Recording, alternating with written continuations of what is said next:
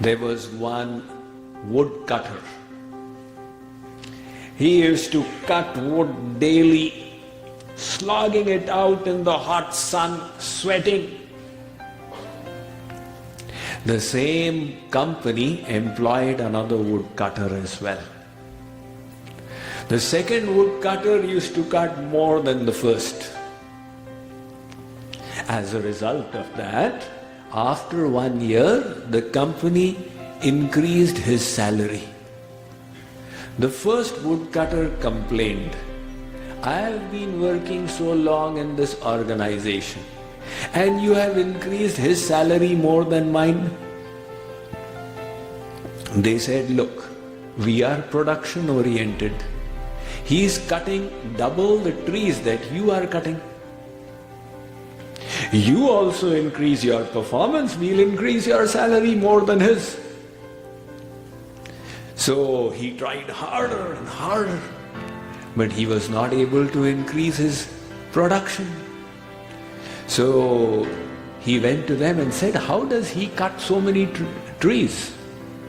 They said, "Why don't you ask him?" He went and asked the second lumberjack, "How do you do it?" That lumberjack said, "Every time I cut a tree, I take a 5-minute break in which I sharpen my saw." "Do you sharpen your saw?" The first one said, "No, I just keep hitting and hitting and hitting." Said, "That is the mistake. You need to sharpen your saw."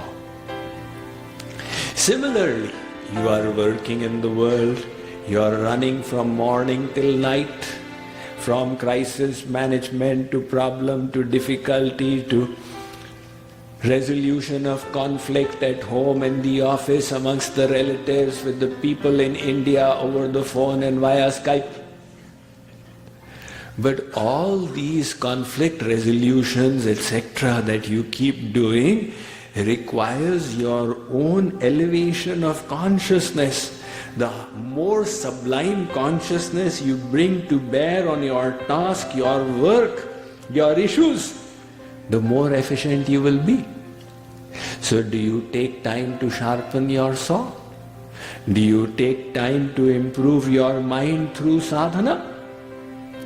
"No, Swamiji, we are so busy we don't have time."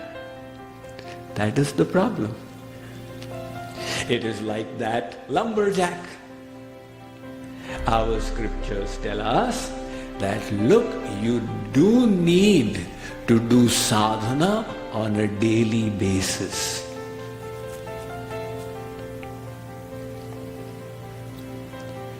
Just like you exercise. Now, in modern day occupations and professions, people are doing sedentary work through the day. You have to sit in your office all day long. So people realize, if I continue this lifestyle, I will fall sick. I need to take out half an hour to 1 hour on a daily basis for exercise to maintain my health. The biggest cause for ill health is lack of exercise. And the biggest solution is the exercise. Whether you do the yoga asanas or walk or run or aerobics or gym, anything will help. But to maintain your physical health, you do need exercise. Now you don't exercise 24 hours a day. You exercise for a little portion that helps you through the day. What about the exercise for the mind? The mind is subject to wear and tear because you are handling the world. That is why the attachment, the hatred, the hankering, the aversion, the distraction, all this is going to happen when you live in the world. Now for some time, you need to enhance the quality of your mind and thoughts. Otherwise, then you will say, "Why are bad thoughts coming to me always?" Because you are not endeavoring to purify the mind. So simple. Lord Krishna says in the Bhagavad Gita, "Vivikta sevi laghvashi," do sadhana in isolation. Even the Bible says, when thou prayest, enter thy closet and lock thy door. What is the idea of that? The world should not be able to distract you. That is isolation. Even if 50 people are sitting for sadhana and the world is not distracting, that is isolation. You have heard from me in the past the example of milk and water.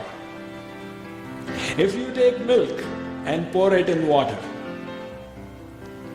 it will mix in the water.